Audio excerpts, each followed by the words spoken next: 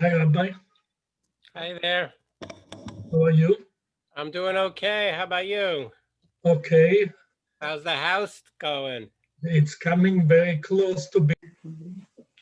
All right, I am going to start. So before I start, I am going to put you all on mute or ask you all to mute yourselves.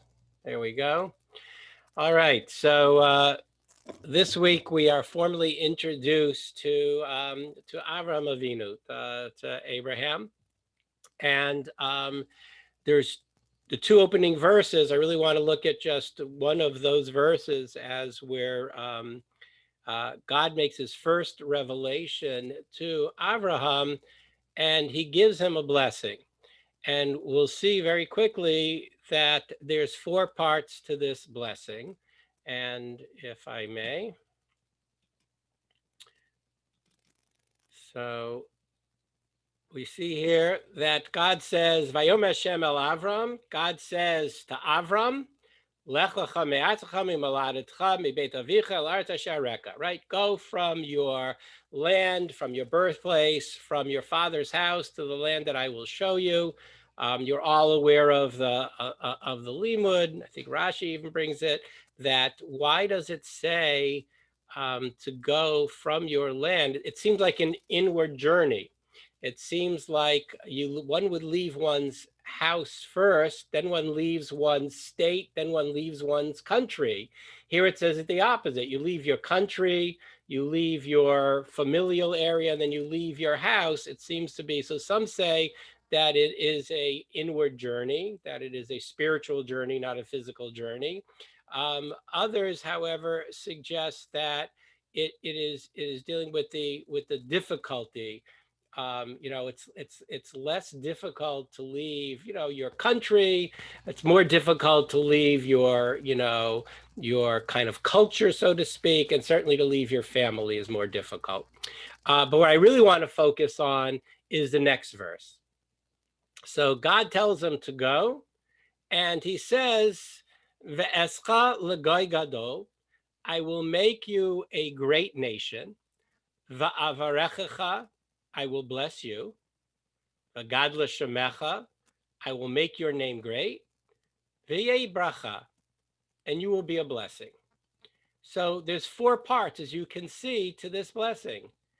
Make you a great nation, I'll bless you, I'll make your name great.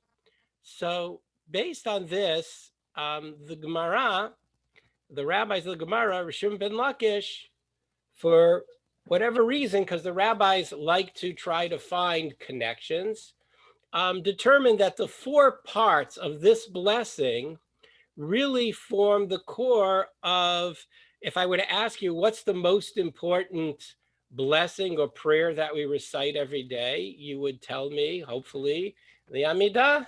What the Gemara calls tefillah, what we call tefillah in the Gemara is the Shemona Esrei.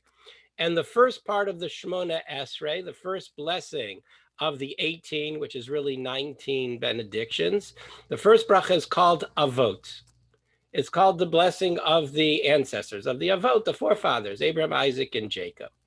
And so the rabbis in the Gemara want to somehow find a connection between this opening blessing that God gives to Abraham with this blessing of Avot that we open up the Shemona Esrei.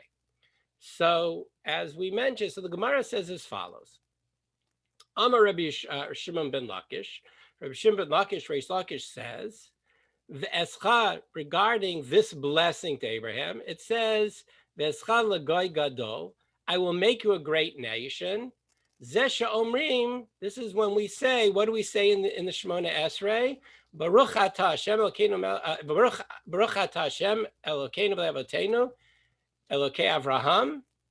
That's Escha l'goy gadol. That's referring to Avraham. The next part of the blessing, I will make you, the next part, which is Va'avarechecha, I will bless you.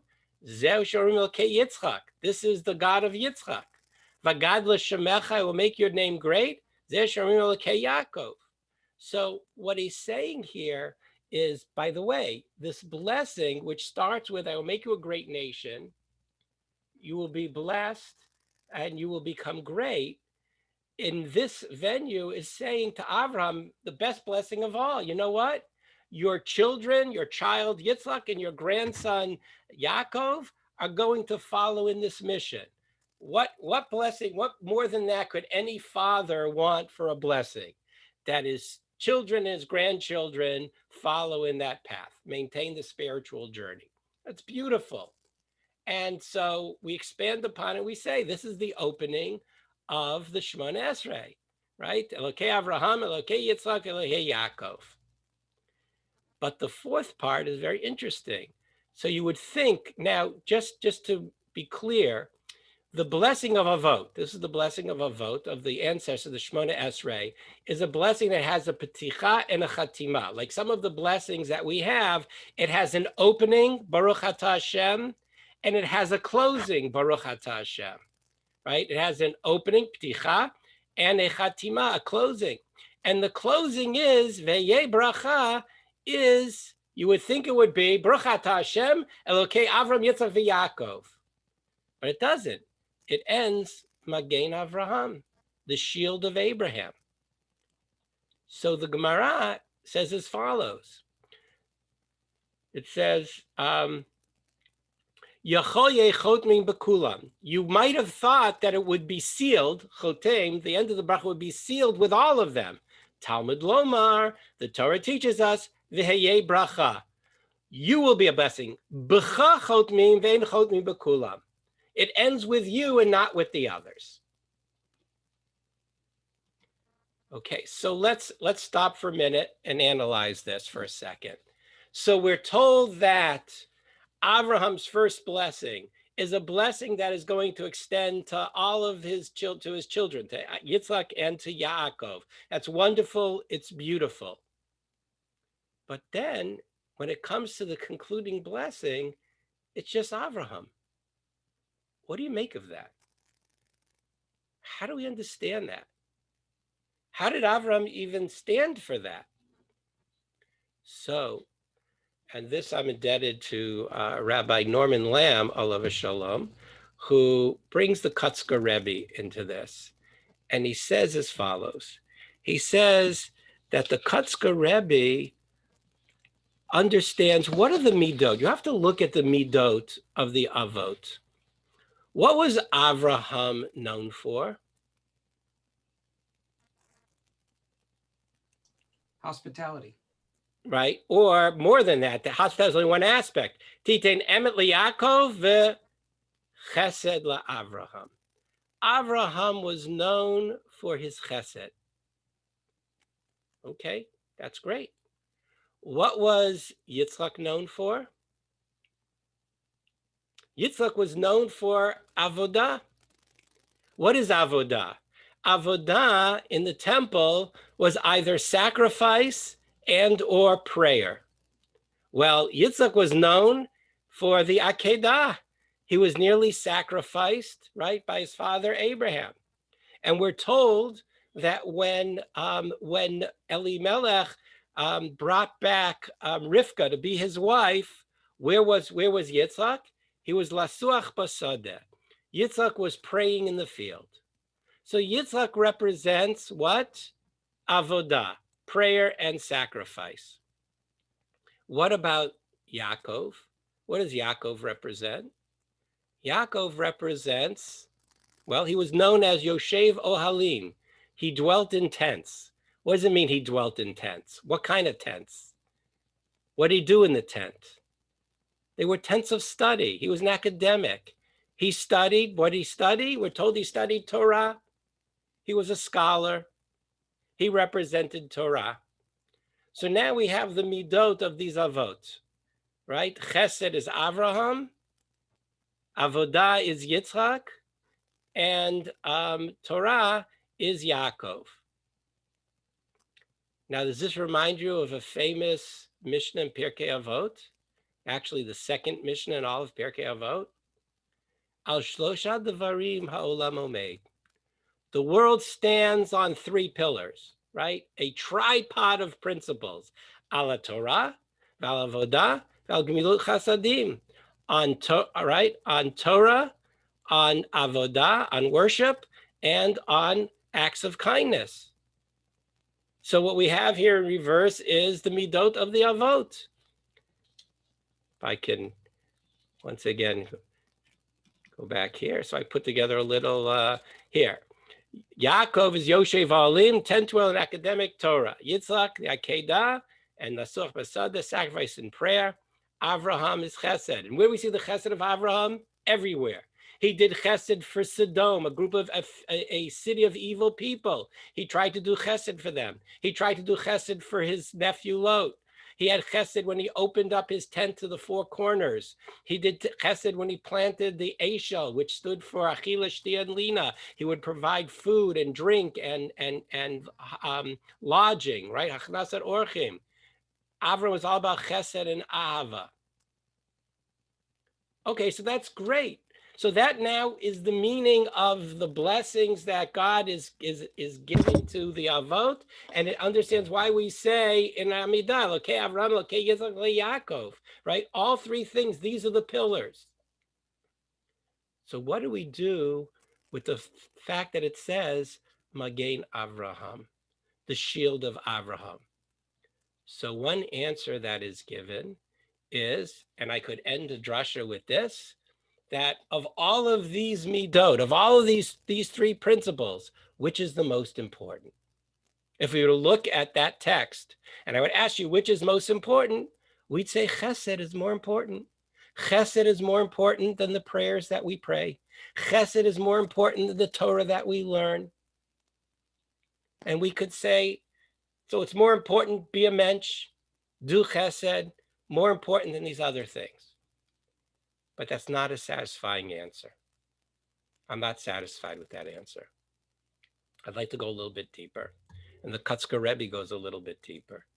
He says, what does it mean, Magen Avraham? The blessing ends, the shield. It doesn't say the blessing of Abraham. It says the shield of Abraham. So what it means is that Chesed is the shield that activates the other three. In other words, V'heyeh bracha, you, Avram, will be a blessing. Your model of Chesed teaches us that these three things, in other words, if to go back, if I just said, if I was satisfied to say Chesed is more important than the other two, let me ask you a question.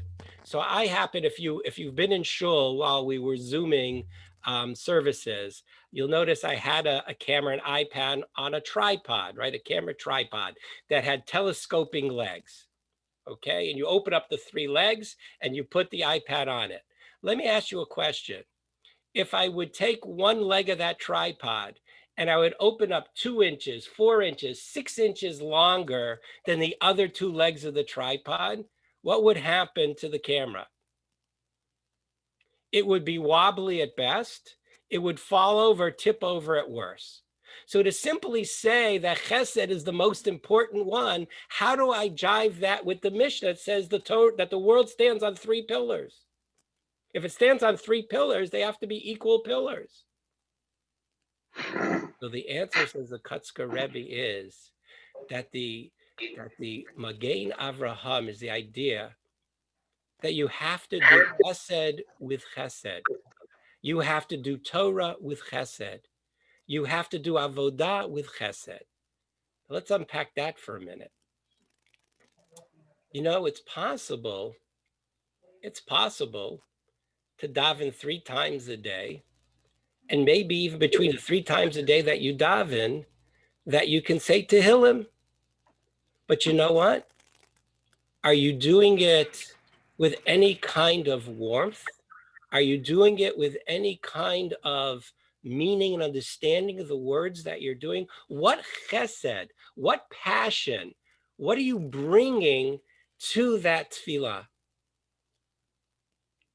You can study Torah mechanically, robotically, right? I study Torah. I open up a sefer every day and I'll study a little bit. But is it just pro forma? Do I just set up a chavruta once a week, once a day, once a month? And just because, I want to say, like everybody else, I study Torah, I go to the kollel, I go to class, but am I actually engaged in it? Is there a chesed? Is there a passion? Is there a warmth to the study of the Torah? By the way, what do we say? What do we say? And by the way, if you want to ask me, is there such a thing as chesed in Torah? What do you mean? What do we say in the Eshet Chayil every Friday night in honor of our wives? Torat chesed al lishona. The Torah of chesed is on her tongue. What does that mean, the Torah of chesed? So our rabbis teach us? The Torah of chesed means that I can't just study Torah as an intellectual engagement. If you study, it has to be to transmit. Lilmod ulasot, or lilmod ulamed. I have to study Torah either to put that Torah into action or to transmit that Torah.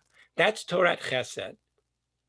Al lishonah. In other words, she's transmitting Torah. It's on her tongue. It's not just something that's held inside as an intellectual exercise. And by the way, what about chesed? Isn't it implied? If I do chesed, what do you mean I have to do it with chesed? Is there such a thing as doing chesed without chesed? And the answer is absolutely. Absolutely. I can do a chesed begrudgingly. I can do a chesed all the while complaining about it. I can do a chesed through an agency, through some agent, through another person, or I can give tzedakah and do it very passively. What does it mean to do chesed with chesed? I'll give you an example. It means to do it with warmth, with love, with a certain amount of passion. I'll tell you something maybe you know, maybe you don't know. Whenever we have a member of the congregation, God forbid, loses a family member, or somebody's in the hospital, or Baruch Hashem, they have a child is born, right? We do a meal train, right? We do meals for them. Do you know what goes into preparing that meal train? Do you know that Joni and or somebody from the Chesed committee calls the family ahead of time? Are there any allergies that anybody in the family has? What kind of food do you like and not like? What are the children like? What are the adults like? And then in the meal train is put what things they, those ideas there. There's allergies. It's chesed with chesed. It's not just saying, here's a meal train. You should be thankful. I'm making you a meal, or I fetched all the time. Why do I have to make a meal, right? It's done with chesed because it's very easy to do it without chesed. It's very easy even to do quote unquote acts of kindness without really putting any kindness into it. So when God said to Avram, V'heye bracha, you will be a blessing. B'chachot mean the seal, the shield of blessing is you, Avraham. It's chesed. It's not that you learn more Torah. It's not that you prayed longer or louder. It's that you did it with chesed, that you put some of yourself into it, that there was passion and warmth and love in everything that you did. That's what it means. Elokei Avraham, Elokei Yitzchak, Elokei Yaakov. We need all three of those pillars. That's what makes a fully actualized Jewish life, is all three of those things. And it's not that chesed is more important than the other two. It can't be according to the Mishnah because they're pillars and the table needs equal level pillars. But it's that you do each of them with a sense of chesed. That's true blessing, that I can do all three of those with warmth, with passion, with care and concern for the other. That's more important. That's the most important thing. And that's how Parashat Lech Lecha opens. And that's the legacy of Avraham. That's what Avraham is the first Jew. We like to say it's the first Jew because he was contrary. He was the Ivri, right? He was the one that passed over from the culture that he was raised in, right? And he was able to defy that culture and ultimately able to leave that culture, right? Beit Avicha. He was even able to leave his father's house. It was very hard, but he was able to do that. But that wasn't the greatness of Avraham. The greatness of Abraham was with all the 10 trials that he faced. He had difficulties, he had difficult challenges. He had to deal with family, and not just leaving his father, who was an idol maker, his nephew Lot, the own controversies he had with his own wife Sarah, with Hagar, with Ishmael. He had all kinds of internal family strife. And he had to deal with Nimrod, and later he had to deal with Avimelech. He had a lot of difficult challenges. The Akedah on top of them all. And to be able to engage all of those challenges, every aspect of life he was challenged, to be able to still have a personality of chesed, of kindness, of being able to see through the other person's eyes, that he was able to do that through all of those trials, that's what made him Veheye Bracha. And you is the blessing. If we can emulate that, then we get the full blessing of Elokei Avraham, Elokei Yitzchak, Elokei Yaakov. And that's really, I believe, what we engage when we begin to read the story of Abraham in Lech Lecha. Thank you. All right. I'll open it up to some conversation. Anybody want to say hello? Want to offer any insight? Sure. No, thank you very much. And that's why we really need a principal. Yeah, so that's Rabbi Drandov. The previous principal. All right, I think I'll mute him again. Okay. So anyway, everybody tired of being at home? Good question. I don't want it to be a picture again. All right. Well, we'll have to find a way. Liz and I were talking about how we can do a communal movie night over Zoom or some other vehicle. We tried it once. Daniel Newman set it up. We'll see. Maybe we can try it again somehow. We can all maybe share an evening after the clock changes, and maybe on a Motzei Shabbat, when Shabbat ends really early, maybe we can do some activity together. It's nice to see everyone's faces. It is nice. Hi, everyone. Are you there, Victor?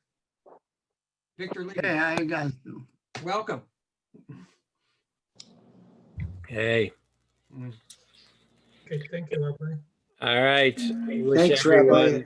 Thank you. Wish everyone a Shabbat Shalom. Shabbat shalom. Shabbat shalom. Thank Shalom. you very much, Rabbi. It was very good. Thank you. Thank you. Shalom, Rabbi. Thanks for your time and effort. Oh, Thank you. Thank you. Shabbat shalom. Oh,